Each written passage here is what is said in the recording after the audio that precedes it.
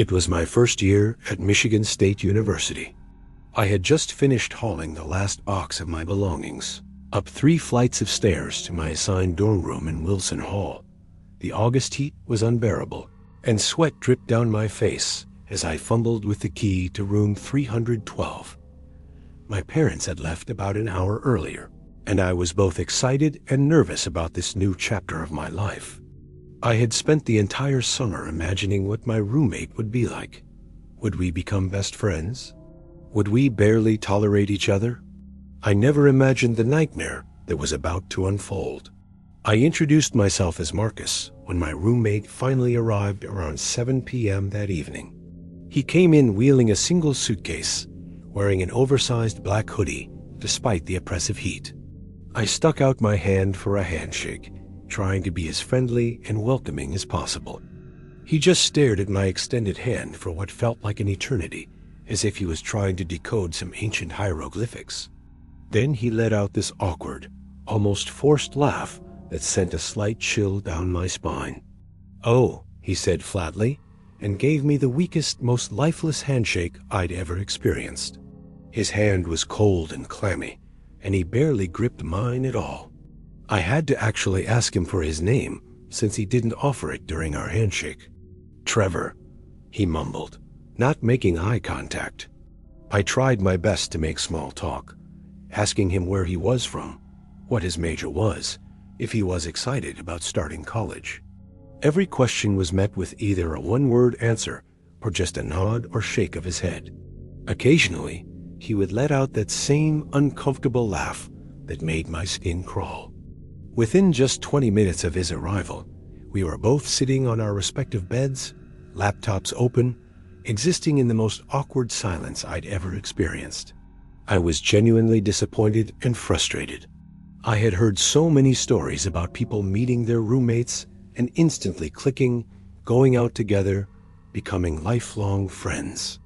Instead, I got Trevor, who seemed to have the social skills of a rock. I seriously considered requesting a room change at very first night, but I thought maybe I was being too judgmental. Maybe Trevor was just shy and would open up eventually. I decided to give it a few days before making any rash decisions.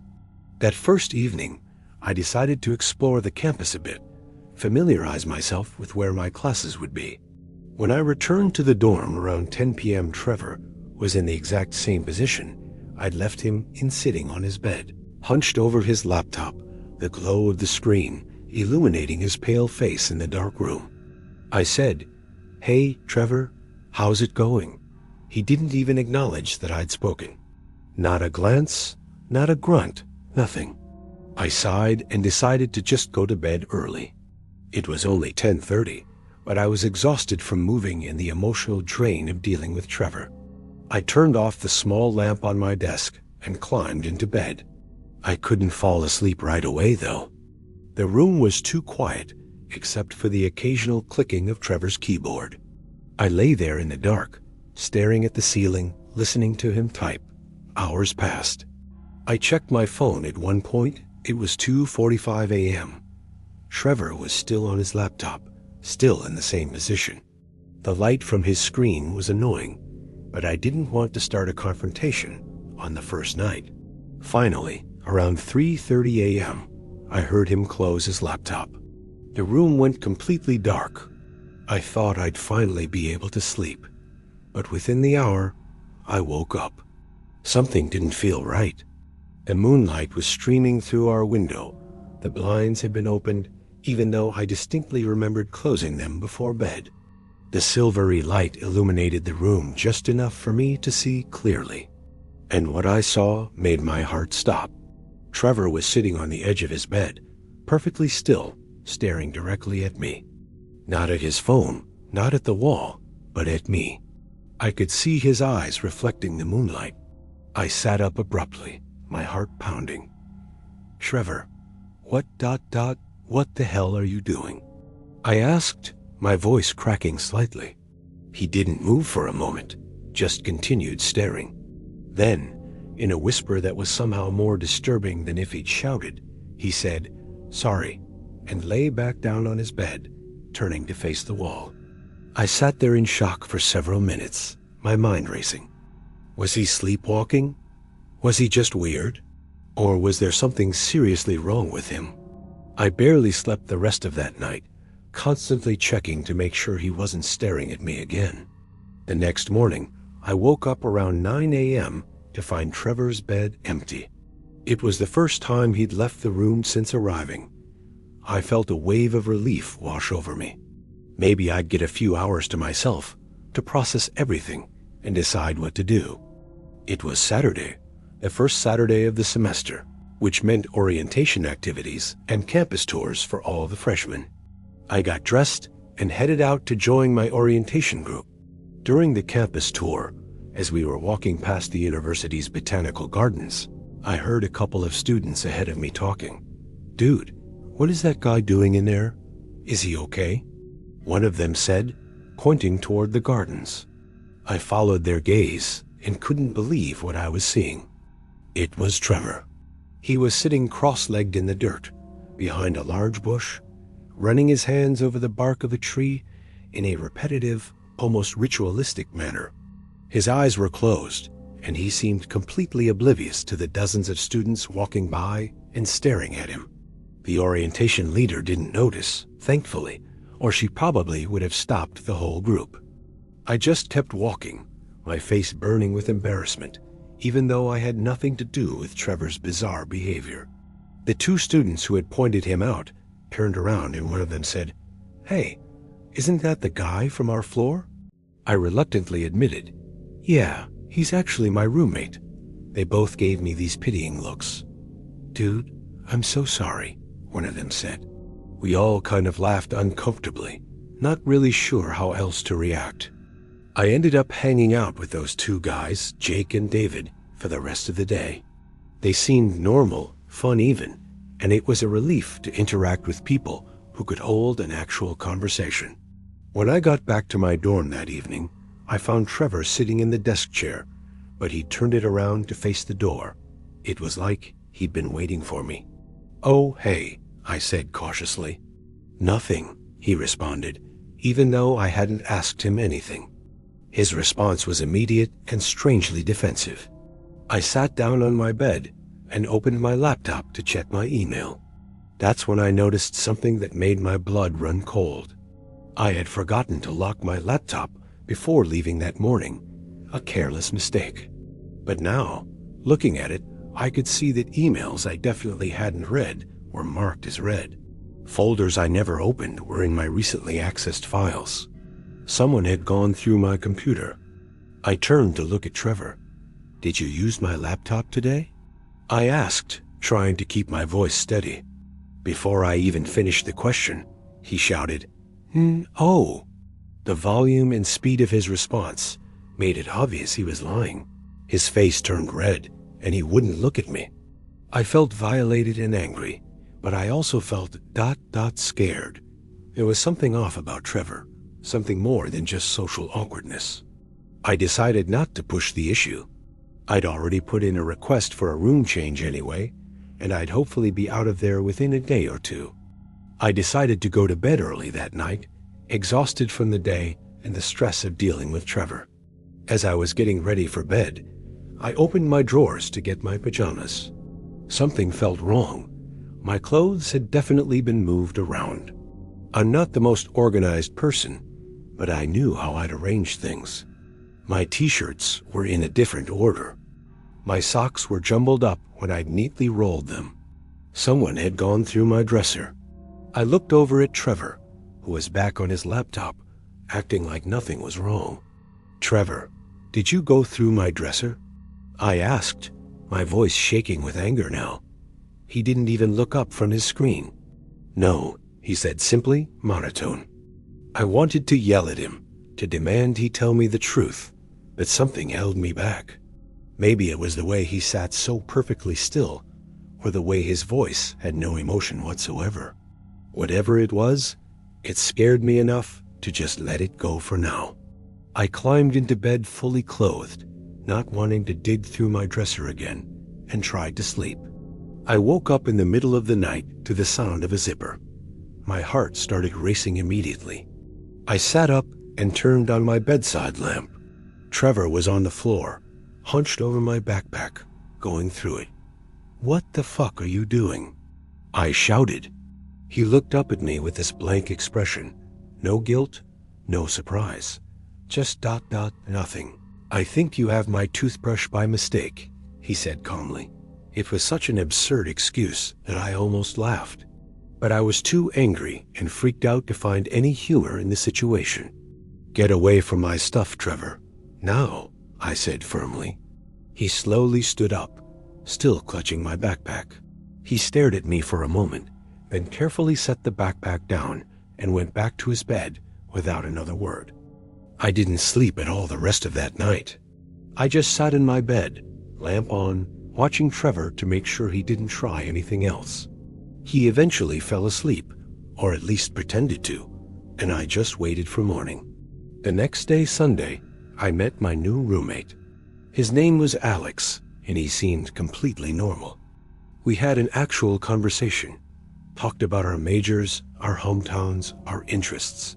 It was such a relief.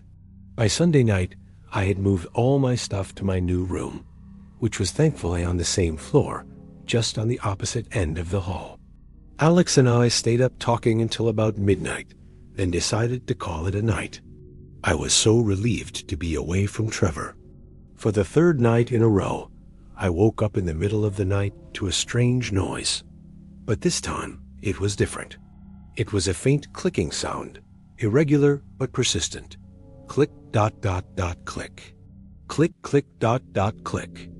I lay there in the dark, trying to figure out what it was. Alex was asleep in the bed across from me, snoring softly. The clicking continued. Click, click, click, ... click. I quietly got out of bed and started looking around the room, thinking maybe something had fallen and was causing the noise. But as I moved toward the door, I realized the clicking was coming from the other side. Someone was on the other side of our door. I moved closer and pressed my ear against it. Yes, definitely clicking, and it was coming from the doorknob area. Someone was trying to unlock our door. My mind immediately went to Trevor. I looked through the peephole, and sure enough, I could see the top of someone's head. They were bent down, focused on the doorknob. I couldn't see their face, but I recognized the black hoodie. It was Trevor. He was trying to break into my new room. I stepped back from the door, my mind racing. What should I do? Confront him? Call for help? I decided to call campus security. I dialed the number as quietly as possible and explained the situation in a whisper. They arrived within minutes. I heard voices in the hallway, and I cautiously looked through the peephole again. 2 campus security officers had Trevor in handcuffs.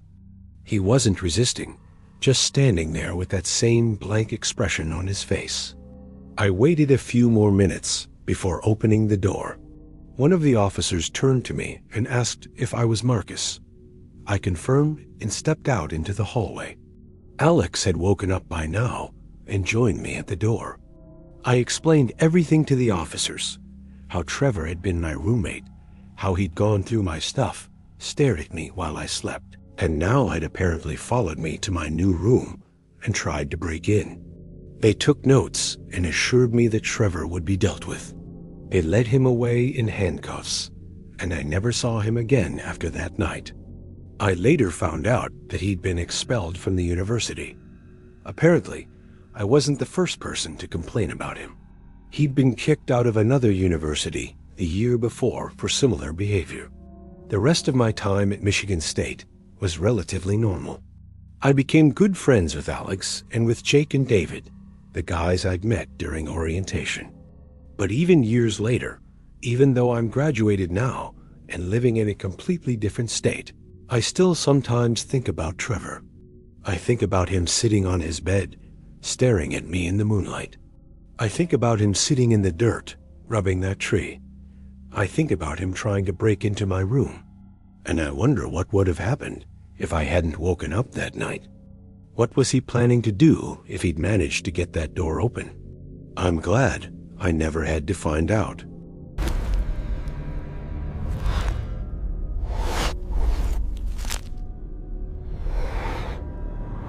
I attended Portland State University for 3 years before transferring. During my sophomore year, I became part of a tight-knit group of friends who loved outdoor activities. Every weekend, we'd find some excuse to get out of our dorms and explore the surrounding areas. One of our favorite spots was Forest Park, a massive stretch of wilderness right on the edge of campus. There was this particular area deep in the park, near a small creek, where students would sometimes gather for bonfires. It was far enough from campus that security never bothered us there. It was a Friday night in early October. My 2 closest friends from the group, Brandon and Tyler, and I decided to have a guys' night at our usual spot by the creek. We'd been stressed with midterms and just wanted to relax, have a few beers, and enjoy the outdoors before it got too cold. We packed a cooler full of cheap beer, grabbed some firewood from behind Tyler's off-campus apartment, and headed out around 8 p.m. when it was just starting to get dark. The hike to our spot took about 30 minutes from where we parked. The trail was well worn from years of students using it, but as you got deeper into the woods, it became less defined. We'd made this hike dozens of times, though, so we knew the way even in the dark. We had flashlights, but we tried not to use them too much to preserve the batteries, and also because it felt more adventurous navigating by moonlight. We reached our clearing around 8:45 p.m. It was a perfect spot, a small sandy area right next to the creek, surrounded by tall pine trees. Someone had built a fire pit out of rocks at some point, which we'd maintained and used over the past year. We got the fire going pretty quickly, cracked open our first beers, and settled in. The temperature was perfect, cool enough to make the fire feel good, but not so cold that we were uncomfortable. For the first couple of hours, everything was great. We talked about classes, about girls, about our plans after graduation. Brandon was considering joining the Peace Corps. Tyler was thinking about grad school. I honestly had no idea what I wanted to do, which was stressing me out, but that night, I tried not to think about it. We were on our 4th or 5th beers when things started to feel off. It started with Tyler suddenly going quiet mid-sentence. He held up his hand and made a she gesture. Brandon and I immediately stopped talking and listened. At first, I didn't hear anything except the crackling of the fire and the gentle babbling of the creek. But then I heard the distinct sound of branches breaking and leaves crunching. Footsteps. Someone was walking through the woods nearby.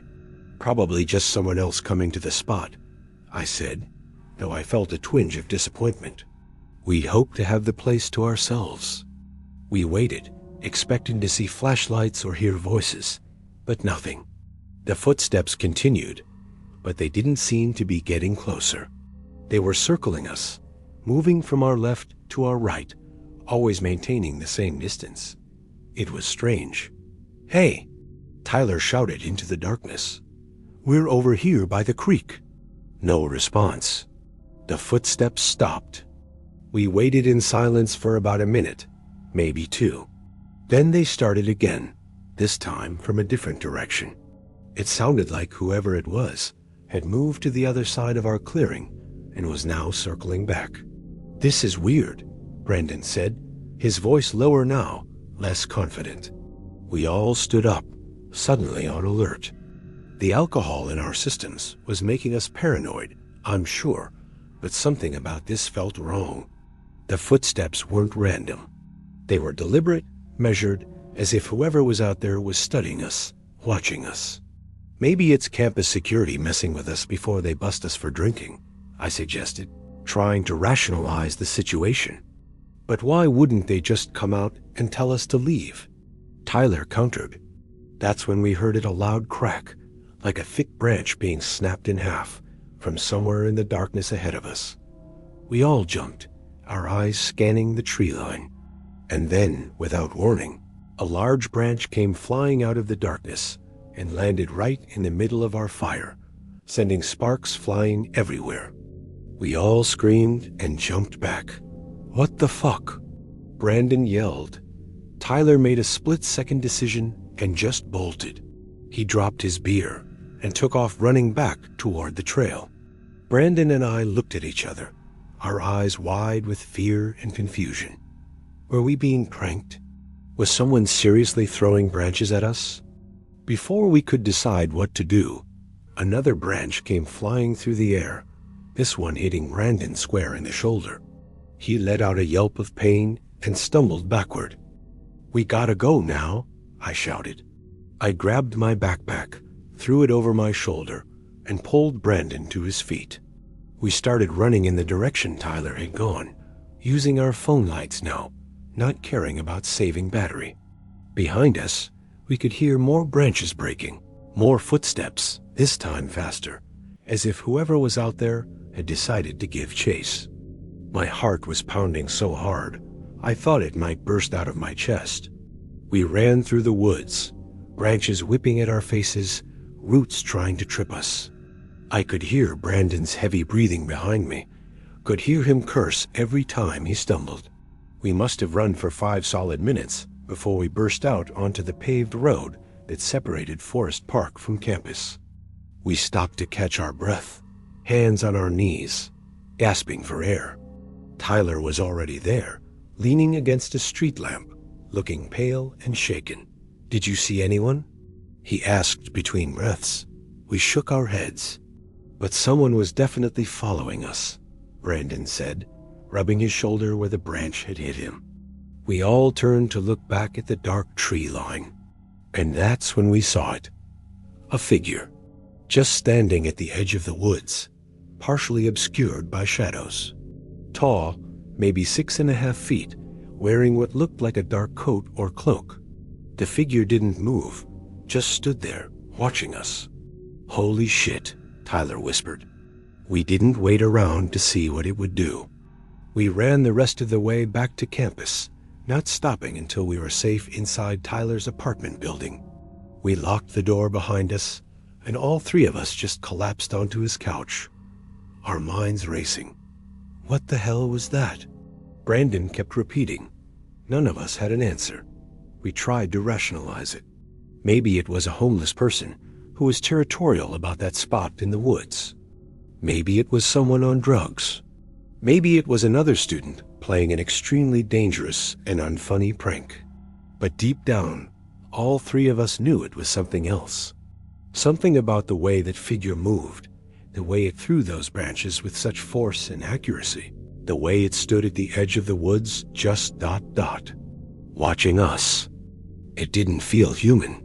We tried to laugh it off as we continued drinking in Tyler's apartment, making jokes about Blair Witch and Bigfoot, but I could tell we were all genuinely scared. I know I was. The next morning, with hangovers and clearer heads, we decided to report what happened to campus security. They took a statement, but didn't seem particularly concerned. They said they'd increase patrols around Forest Park, but that we shouldn't have been drinking out there anyway. Typical. We didn't go back to that spot for weeks. And when we finally did, in broad daylight with a larger group of friends, we found our fire pit had been completely destroyed. The rocks were scattered everywhere, and there were strange markings in the dirt around where we'd been sitting. Not words, just symbols or patterns we couldn't decipher. We never used that spot again. In fact, I avoided Forest Park entirely after dark for the rest of my time at Portland State. Tyler and Brandon eventually transferred to other schools, and we lost touch. But every now and then, especially around October, I think about that night. I think about those footsteps circling us in the darkness. I think about that figure standing at the edge of the woods, tall and impossibly still. And I wonder if anyone else has encountered it since then. I wonder if it's still out there, waiting in the dark woods, watching for the next group of unsuspecting students to wander into its territory.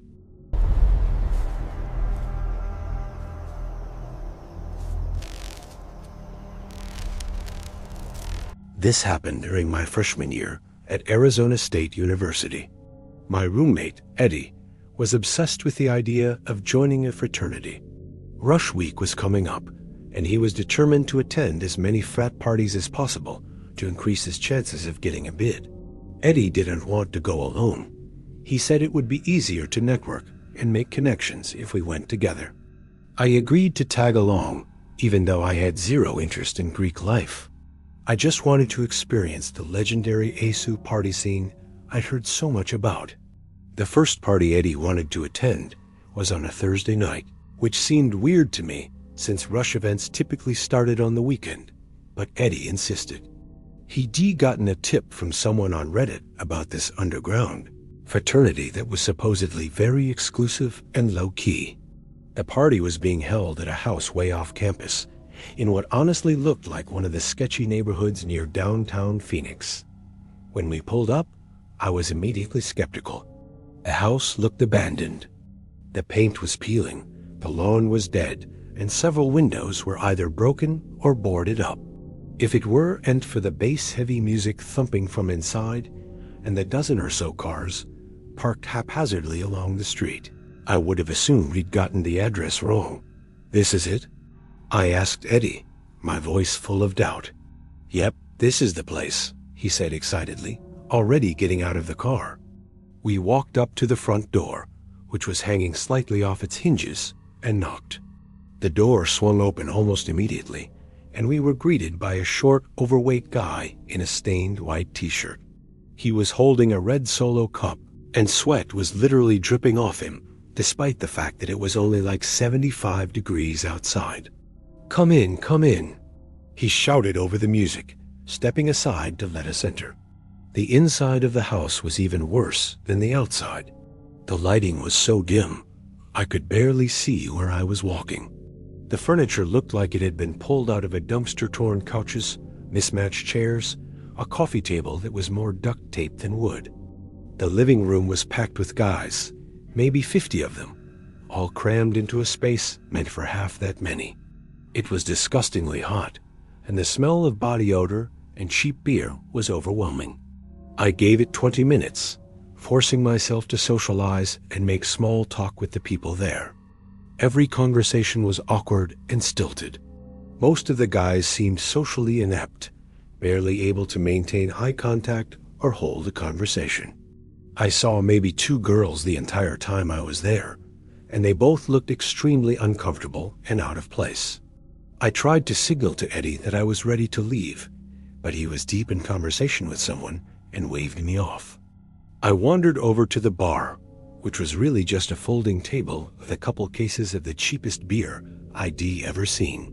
As I was pouring myself a cup, a large guy approached me.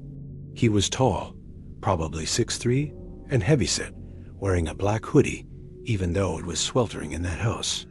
He held out a small bottle to me and said, "This'll get you fucked up way faster than that piss water," nodding toward my beer.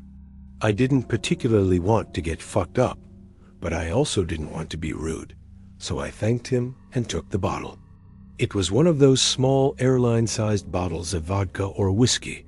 I couldn't tell which in the dim light. I expected him to walk away after handing it to me, but he just stood there, staring at me, waiting. Thanks, man," I said again, hoping he'd take the hint. He didn't. He just kept watching me, a weird smile on his face. Feeling pressured and uncomfortable, I unscrewed the cap and downed the contents of the bottle. It burned going down, and I couldn't identify the taste, something bitter and harsh. "Good shit, right?" the guy said, laughing. I forced a smile and nodded, then tried to edge away from him, but he kept following me, kept trying to engage me in conversation about nothing in particular. Every time I gave a short answer or looked away, he'd ask another question or step closer. After a few minutes, I started feeling strange. The room started spinning, and the voices around me became muffled and distant. My vision began to blur at the edges, and I felt incredibly dizzy. I'd only had 1 beer and that small bottle. There's no way I should be this messed up this quickly. That's when I realized something was very wrong. I tried to find Eddie, stumbling through the crowd of people, but I couldn't focus. Faces became distorted, the music became deafening, and the room seemed to be getting darker and darker. The last thing I remember before everything went black was feeling someone grab my arm and lead me somewhere. I tried to resist, tried to pull away, but my body wouldn't respond. And then ... nothing. When I came to, I was lying on a bed in a completely dark room. My head was pounding, and I felt nauseous. I had no idea how long I'd been out. I sat up quickly, too quickly, and had to fight the urge to vomit. I could hear the muffled music from downstairs, so I knew I was still in the same house. But I had no idea which room I was in or how I'd gotten there. As my eyes adjusted to the darkness, I could make out some basic furniture, a dresser, a desk, a small closet. Everything was covered in a thick layer of dust. I checked my phone. I'd been unconscious for almost 45 minutes. Panic started to set in. What happened during that time? I quickly checked myself over. My clothes were still on and in place. Nothing seemed different, but I couldn't shake the feeling that something bad had happened or was about to happen. That's when I heard a faint rustling sound coming from the closet, like someone shifting their weight and accidentally stepping on plastic or paper. My blood ran cold. Someone else was in this room with me. Every instinct in my body screamed at me to get out of there. I jumped off the bed and ran for the door, yanking it open and practically falling into the hallway. I stumbled down the stairs, pushing past people, desperately searching for Eddie. I found him in the kitchen, beer in hand, laughing with a group of guys. I grabbed his arm hard and pulled him away. "We're leaving now," I said, my voice shaking. He must have seen the look on my face because he didn't argue. He just set down his beer and followed me out to the car.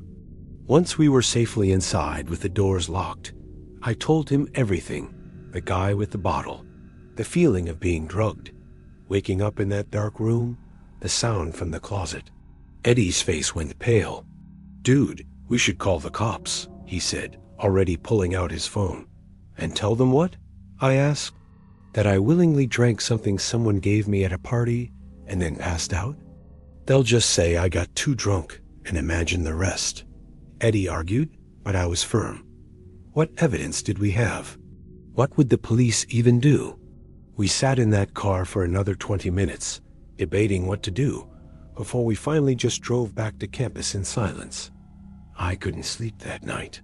I kept thinking about those 45 minutes I couldn't account for. I kept hearing that rustling sound from the closet. Who was in there? What were they waiting for? Why did they let me leave? The next day, I went to the student health center and got tested for everything I could think of: STDs, HIV, anything that might give me a clue about what happened to me. Everything came back negative. Thank God. Eddie called the number that had been given to him for that fraternity. It was disconnected. He searched online for any information about an underground frat at a SU that matched the description. Nothing. It was like that whole party, that whole organization never existed. We went back to that house a week later, in broad daylight, just to see. The house was empty, completely abandoned. No furniture, no beer bottles, no evidence that a party with 50 people had happened there just days before. The whole experience still haunts me. Who were those people? What did they want? And what would have happened to me if I hadn't woken up when I did? I'll never know, and maybe that's for the best.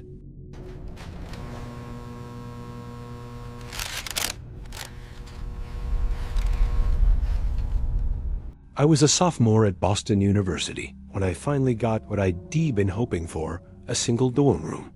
It was small, barely bigger than a closet, but it was mine and mine alone. No roommate to deal with, no sharing space, just me. The room was located in Warren Towers on the 8th floor, tucked away in a corner at the end of a long hallway. You had to turn 2 corners just to reach my door, which meant I was pretty isolated from the rest of the floor. I loved it. The semester started great. I made friends with some of the other people on my floor, joined a few clubs, and was actually doing well in my classes for once. My room became a popular hangout spot for my friends, since I had the privacy that came with a single. But a few weeks into the semester, things started to get weird. It began with a knocking. The first time it happened, I was studying for a chemistry exam, buried in my textbook and notes, when I heard a faint tapping at my door.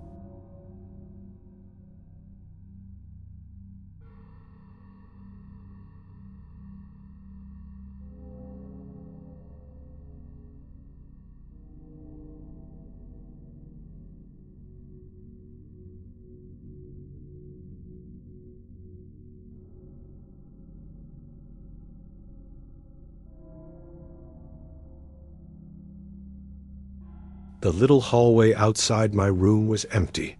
I stepped out and looked around the corner toward the main hallway. Nobody. "Hello?" I called out. Silence. I shrugged it off, assuming someone had knocked on the wrong door or changed their mind and went back to studying. The next night, it happened again. I was in bed this time, had just turned off my lamp, and was starting to drift off when I heard it. Knock, knock, knock. Louder this time, more insistent. I sat up, confused and a little annoyed. It was past midnight. Who would be knocking on my door at this hour? "Who is it?" I called out. No answer. The knocking continued, getting progressively louder. Knock, knock, knock. I got out of bed and walked to the door. "Seriously, who's there?" I asked, my hand on the doorknob. The knocking stopped. I waited a moment, then quickly pulled the door open, expecting to catch whoever was messing with me. But once again, there was nobody there. I stepped out into my little isolated hallway and looked both ways. Empty. I walked around the corner to the main hallway. Also empty. This was getting weird. The next morning, I asked around to see if anyone else on the floor had experienced strange knocking. Everyone said no and seemed genuinely confused by my question. Some people joked that maybe my room was haunted, but I could tell they thought I was either making it up or had dreamed it. But I knew what I'd heard. It was real. That night, I decided to stay up and wait to see if it would happen again. Sure enough, around 12:30 a.m., the knocking started. This time I was ready. I had my phone in my hand recording as I crept toward the door. The knocking continued, steady and rhythmic. K-N-O-C, K-knock ... knock. I yanked the door open as fast as I could. Phone camera pointed outward. Nothing. Nobody. Just the empty hallway. But this time, I didn't stay in my doorway. I sprinted around the corner to the main hallway, thinking I'd catch whoever was running away. And I did see someone, or at least the back of someone. A tall figure in dark clothing, disappearing around the far corner of the hallway. "Hey!" I shouted, taking off after them. My bare feet slapped against the cold tile floor as I ran. When I rounded the corner where I'd seen the figure go, I saw a door at the end of the hall swing shut. It was the men's bathroom. I slowed down, my heart pounding. Did I really want to confront whoever this was? What if they were dangerous? What if it was some creep who'd been stalking me? I stood outside the bathroom door for a moment, trying to decide what to do. Finally, I pushed the door open. The lights were off. I flipped them on and looked around. The bathroom was small, just 2 stalls and 2 sinks. Both stall doors were closed. I bent down to look under them. In the stall furthest from me, I could see a pair of heavy black boots facing the door as if someone was standing there, waiting. "I know you're in there," I said, trying to sound braver than I felt. "Why are you knocking on my door? What do you want?" No response, just silence. "I'm calling security if you don't come out and explain yourself," I said, pulling out my phone. That's when I heard it, a low, raspy laugh. Not a friendly laugh, not a nervous laugh, but something that sounded ... wrong. It sounded like an old man, someone who'd smoked for 50 years, and it sent chills down my spine. I backed out of the bathroom and ran back to my room, slamming and locking the door behind me. I was shaking. What the hell was going on? Who was that? I sent a group text to all my friends on the floor, asking if anyone was awake and could come to my room. Most people were asleep, but my friend Sarah responded and said she'd come over. While I waited for her, the knocking started again. Knock, knock, knock. Go away, I shouted at the door. The knocking got louder, more aggressive. Knock, knock, knock, knock. Knock, knock. It went on for at least 30 seconds before finally stopping. When Sarah arrived a few minutes later, I told her everything. She believed me, thankfully, and said she'd stay with me for the night. We pushed my desk in front of the door as an extra barrier and both tried to sleep, though neither of us got much rest. The knocking happened once more that night, around 3 a.m., but I didn't respond to it. In the morning, Sarah and I went to talk to the RAA about what had been happening. The RAA seemed concerned and said they'd review the security camera footage from our floor. Later that day, the RAA called me down to their room. They'd watched the footage from the past 3 nights. I have to tell you, the RA said, looking uncomfortable, there's definitely someone on the cameras. Every night around midnight, a tall figure in a dark coat and boots walks onto our floor, goes to your door, knocks, then leaves. But here's the weird part. We can't see their face. They keep their head down the whole time, like they know where the cameras are. My stomach dropped, so I wasn't crazy. There really was someone coming to my door every night. Did you recognize them? Are they a student here? I asked. The RA shook their head. We can't tell. We've sent the footage to Boo Police, and they're going to investigate. In the meantime, I'd recommend staying with a friend until we figure out who this is. I took the RA's advice and crashed on Sarah's floor for the next few nights. But apparently, the knocking didn't stop. My next-door neighbor later told me they'd heard knocking on my door every night, even when I wasn't there. Sometimes it would go on for over an hour. BU police never figured out who it was. The figure stopped coming about a week later, just as suddenly as they'd started. I moved to a different dorm room the next semester, one in the middle of a hallway surrounded by other people. I never found out who was knocking on my door or why they targeted me specifically. But sometimes, even now, years later, when I'm falling asleep and I hear a random noise, my mind goes back to those knocks. Knock, knock, knock, and that rasping laugh echoing in the dark bathroom. I don't think I'll ever forget it.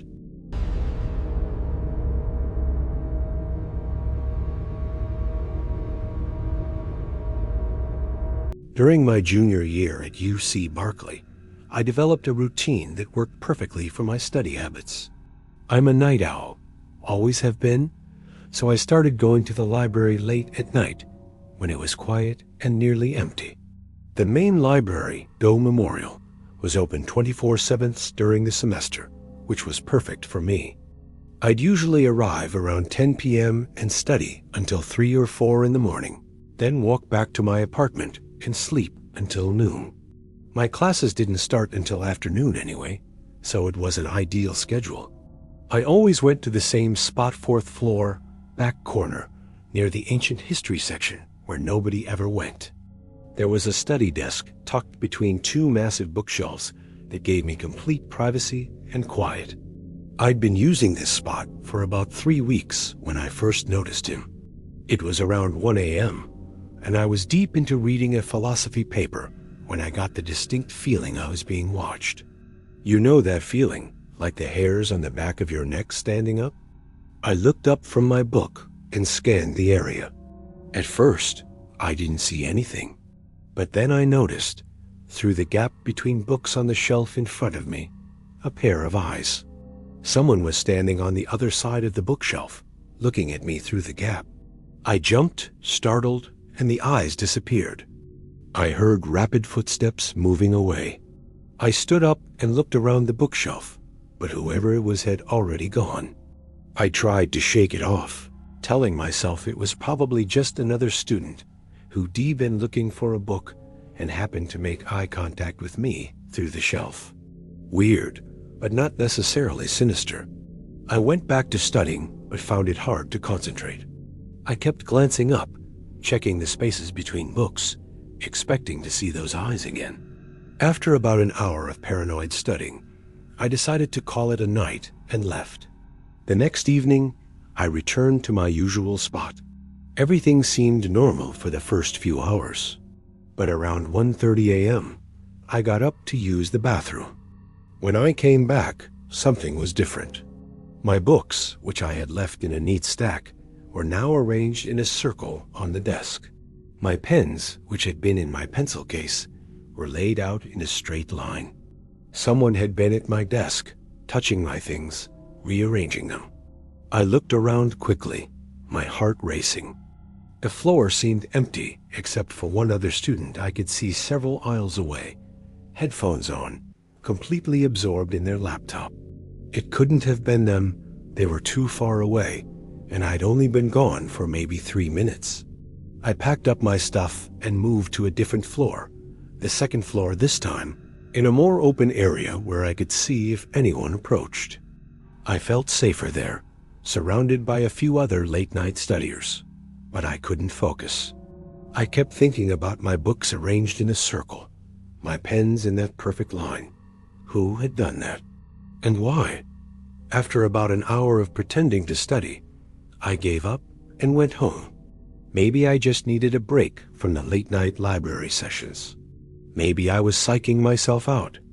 But I'm stubborn, and I loved that library, loved studying there. So 2 nights later, I went back. This time I chose a completely different location, 3rd floor, in the periodicals section, at a table in the center of the room with clear sightlines in all directions. Nobody could sneak up on me here. For the first couple of hours, everything was fine. There were maybe 5 other people scattered around the floor, all doing their own thing. I actually got a lot of work done and was feeling good. Around 2 a.m., most of the other students had left, and I was alone on the floor. That's when I heard it. Footsteps. Slow, deliberate footsteps echoing on the tile floor. I looked up and saw a man walking between the shelves. He was tall, probably in his 50s or 60s, with gray hair and wearing a long dark coat completely inappropriate for the California weather. He was walking very slowly, running his hand along the spines of the books as he passed them. Nothing too weird, except for the fact that he wasn't actually looking at the books. He was looking at me, staring directly at me as he walked. I felt a chill run through me. I looked back down at my laptop, trying to ignore him, but I could feel his eyes on me. The footsteps continued, getting closer. I risked a glance up and saw he'd moved to a closer row of shelves, still staring at me, still running his hand along the books. This was intentional. He was trying to intimidate me or creep me out, and it was working. I started packing up my things as quickly as I could, shoving books and pens into my bag without any organization. The footsteps stopped. I looked up. The man was standing at the end of the row of shelves, maybe 20 feet away from me, just watching. "Can I help you?" I asked, my voice coming out shakier than I intended. He didn't respond, didn't move, just kept staring. I threw my bag over my shoulder and started walking toward the stairs, giving the man a wide berth. As I passed him, I could hear him breathing heavy, raspy breaths, like he just climbed several flights of stairs. I walked faster, then broke into a light jog as I hit the stairwell. I didn't stop until I was out of the building and halfway across campus. I reported the incident to library security the next day. They said they'd look into it and increase patrols on the upper floors. I described the man as best I could: tall, gray hair, dark coat, probably in his 60s. The security guard took notes, but didn't seem particularly concerned. "We get a lot of weirdos in here, especially late at night," he said. "If you see him again, call us immediately." I assured him I would, but privately I decided I was done with late-night library sessions. It wasn't worth the stress. Except I'm an idiot and a creature of habit, and 2 weeks later, I found myself back in Doe Memorial at 11 p.m. telling myself I'd just stay on the first floor, where there were always people and security guards made regular rounds. The first floor was busier than the upper floors, and I felt much safer surrounded by other students. I found a desk near the main circulation area and settled in. Everything was fine for hours. I was actually proud of myself for not letting one creepy encounter ruin my favorite study spot. Around 2:30 a.m., I got up to grab a book from the reference section, which was just across the main floor. As I was searching the shelves for the book I needed, I felt a tap on my shoulder. I turned around, expecting to see a librarian or maybe a fellow student asking a question. It was him. The man from before, in the same dark coat, standing inches away from me, his hand still outstretched from tapping my shoulder. Up close, I could see his face, more clearly weathered skin, bloodshot eyes, and a smell coming off him like he hadn't showered in weeks. "You forgot this," he said in a gravelly voice, holding out my student ID card. I must have dropped it when I stood up. But the way he said it, the way he smiled as he handed it to me, made my skin crawl.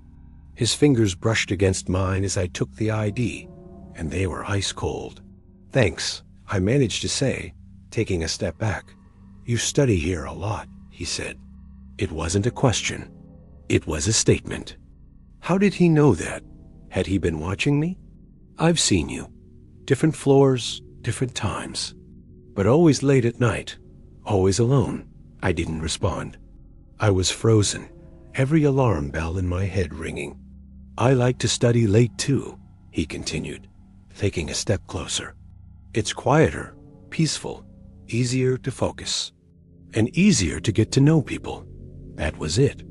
I turned and walked away as fast as I could without running, heading straight for the security desk. I told the guard there that there was a man harassing me and described him. The guard immediately called for backup and went to find the man, telling me to wait at the desk. They found him still in the reference section, apparently looking for a book. They asked him for his ID. He wasn't a student, wasn't faculty, wasn't staff. He had no affiliation with UC Berkeley at all. They escorted him out of the library and banned him from campus. The security guard told me the man had been trespassed and that if he showed up again, he'd be arrested. I thanked them and finally felt like I could breathe again. But as I was packing up my things to leave, one of the other security guards approached me. "Hey, I just want you to know," he said quietly, "that guy you reported? This isn't the first complaint we've had about him. 3 other students, all women, reported a man matching that description following them around the library over the past month. One said she saw him outside her dorm building one night. Another said he somehow got her phone number and sent her weird texts. We've been trying to catch him, but he's smart. He knows where the cameras are, knows when to leave before we can confront him." I felt sick. This man had been stalking multiple students, including me, and nobody had warned us. The guard must have seen the look on my face, because he quickly added, "We didn't want to panic anyone. We increased security, and we've been trying to identify and locate him. Now that we have, and we've got him on camera and haven't trespassed, it should be over." Should be. That word stuck with me. Not will be, but should be. I never went back to Doe Memorial late at night again. I started studying in my apartment or at coffee shops during normal hours. A few weeks later, I heard through the grapevine that the man had been arrested after trying to enter one of the female dorms on campus. Apparently, he'd been following a student and tried to slip in behind her when she used her key card. She screamed, he ran, but campus police caught him a few blocks away. They found photos on his phone, photos of students, photos of me, taken from a distance while I studied in the library, completely unaware I was being watched. It's been 3 years since I graduated, and I still can't step foot in a library late at night without looking over my shoulder.